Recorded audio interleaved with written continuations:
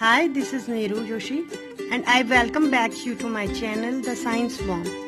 In this video we will study about human digestion in grass eating animals and digestion in amoeba. So let's start with it.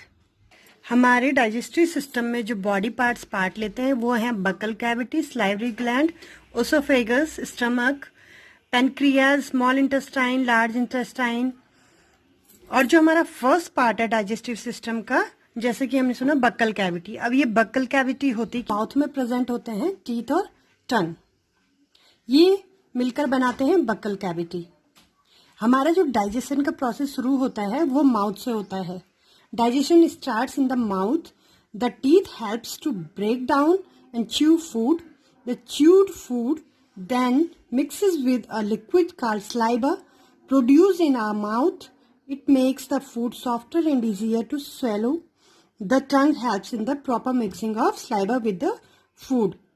मतलब जो हमारे मुंह में दांत होते हैं और हमारी जीभ होती है, दांत हमारे भोजन को काटने का काम करते हैं और जो हमारी जीभ होती है वो जो हमारे मुंह से सलाइवा प्रोड्यूस होता है उसे खाने में मिलाने में हेल्प करती है, खाने में सलाइवा को मिलाने में हेल्प करती है, जिससे कि हमारा खाना लसलसा हो जाता है और इजीली हम उसे निगल पाते हैं।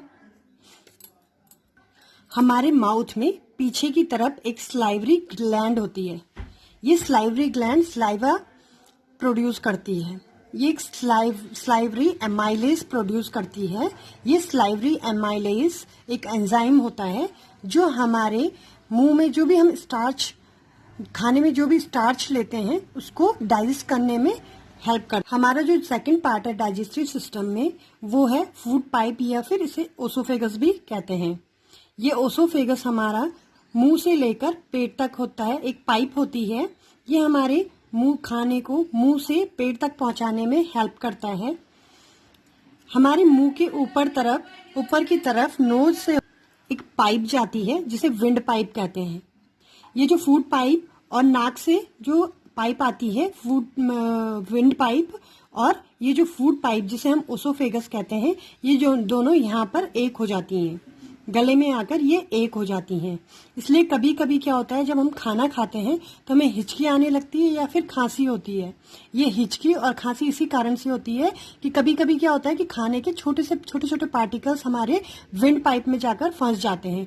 क्योंकि ये यहाँ पर एक होती है, इसलिए कभी कभी ये पार्टिकल्स विंड पाइप में फंस जाते हैं, जिससे हमें हिचकी या खांसी आने लगती है। हमारे फूड पाइप में एक प्रोसेस होती है कॉन्ट्रैक्शन और एक्सपेंशन की। इस प्रोसेस को पेरिस्टालिसिस कहते हैं।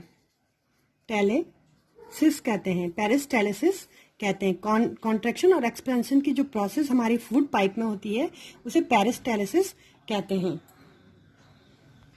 इस पेरिस्टालिसिस की प्रोसेस में फूड पाइप में जो हमारी फूड पाइप होती है वो अंदर को सिकुड़ती और फैलती है, बाहर को फैलती है, जिससे हमारा खाना इजीली अंदर को चला जाता है।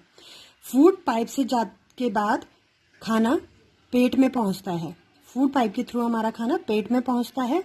पेट में हमारे प्रोटीन्स डाइजेस्ट होते हैं। यहाँ पर हमारा एक गॉल ब्लैडर होता है जहाँ से बाइल जूसेस निकालते हैं।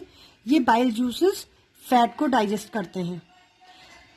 हमारे पेट में प्रोटीन का डाइजेशन होता है। गॉल ब्लैडर से निकलने वाले जूसेस से फैट का डाइजेशन होता है। और हमारे माउथ में जो सलाइवा प्रोड्यूस होता है उससे स्टार्च डाइजेस्ट होता है। इसके बाद हमारा खाना स्टमक से होते हुए हमारी स्मॉल इंटेस्टाइन में पहुंचता है। हमारी स्मॉल इंटेस्टाइन में कुछ फिंगर लाइक प्रोजेक्शन होती है जिन्हें विलाई कहा जाता है। ये विलाई इस तरह की फिंगर लाइक प्रोजेक्शंस होती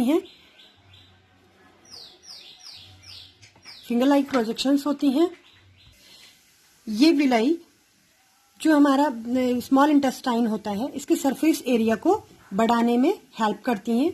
इसका सरफेस एरिया जब बढ़ जाता है तो खाना इजीली एब्जॉर्ब हो जाता है और इसमें जो न्यूट्रिएंट होते हैं वो हमारा ब्लड एब्जॉर्ब कर लेता है और इन न्यूट्रिएंट्स को हमारे पूरे बॉडी पार्ट्स में ये पहुंचाता है, हमारा ब्लड इनको पूरे बॉडी पार्ट्स में पहुंचाता है। यहाँ पर हमारा ज्यादातर स्मॉल इंटेस्टाइन में ज्यादातर खाना हमारा डाइजेस्ट हो जाता है, और जो अनडाइजेस्टेड फूड बचता है वो यहाँ से लार्ज इंटेस्टाइन में जाता है। लार्ज इंटेस्टाइन में हमारे खाने में जो अनडाइजेस्टेड फूड में जो वाटर होता है वो एब्जॉर्ब होता है, और बाकी जो अनडाइजेस्टेड फूड होता है वो रेक्टम से होते हुए एनस से बाहर निकल जाता है। ये हमारी थी प्रोसेस डाइजेशन की। हमें डाइजेशन की प्रोसेस पढ़ी तो इसमें हमें एक चीज का जरूर ध्यान रखना चाहिए कि हम आम लोगों को बोलते हुए सुना होगा हमने कि हमें खाना चबाकर खाना चाहिए। इसके पीछे भी एक साइंटिफिक रीजन है कि अगर हम खाने को सही से चबाएंगे तो खाना इजीली और जल्दी डाइजेस्ट हो जाएगा, इसलिए बोलते हैं कि खाने को चबाना चाहिए। दूसरा, हमें पानी खूब पीना चाहिए, क्योंकि अगर हम ज्यादा पानी पिएंगे तो जो हमारे पेट में खाना जाएगा उसमें अगर वाटर होगा तो वो उसमें न्यूट्रिएंट आसानी से हमारा ब्लड एब्जॉर्ब कर सकेगा। उन न्यूट्रिएंट्स को न्यूट्रिएंट इजीली उससे एब्जॉर्ब हो जाएंगे पानी के होने से, वरना अगर खाना सूखा रह जाएगा तो उससे न्यूट्रिएंट रिलीज नहीं हो पाएंगे। ये था हमारा ह्यूमन बॉडी में डाइजेशन कैसा होता है। अब हम पढ़ेंगे कि ग्रास ईटिंग एनिमल्स में डाइजेशन कैसे होता है। जो ग्रास ईटिंग एनिमल्स होते हैं उनमें एक बॉडी पार्ट होता है जिसे बोलते हैं सीकम। ये सीकम ओसोफेगस और स्मॉल इंटेस्टाइन के बीच में होता है। यहाँ पर क्या होता है कि जो एक बैक्टीरिया होता है यहाँ पर, जो क्या करता है, सेलुलोज को पचाने में हेल्प करता है। ये सीकम केवल एनिमल्स में पाया जाता है, जैसे हॉर्स हो गया, रैबिट हो गया, इनमें ये पाया जाता है। और जो ये ग्रास ईटिंग एनिमल्स होते हैं जैसे काऊ, बेफेलो, ये सब, इनको हम कहते हैं रूमिनेंट्स। रूमिनेंट्स क्यों बोलते हैं?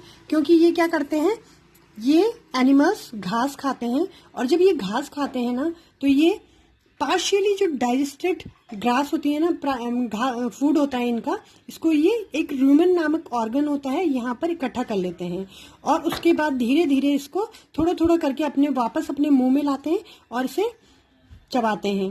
तो ये जो रूमेन से वापस घास मुंह में लाने की जो प्रोसेस होती है इसे हम कहते हैं कट कहा जाता है। और क्योंकि ये प्रोसेस होती है, ये इन जानवरों में ये प्रोसेस होती है कि ये घास को रूमेन में ले जाते हैं और उसके बाद वापस अपने मुंह में लाते हैं, इसलिए इनको रूमिनेंट्स कहते हैं।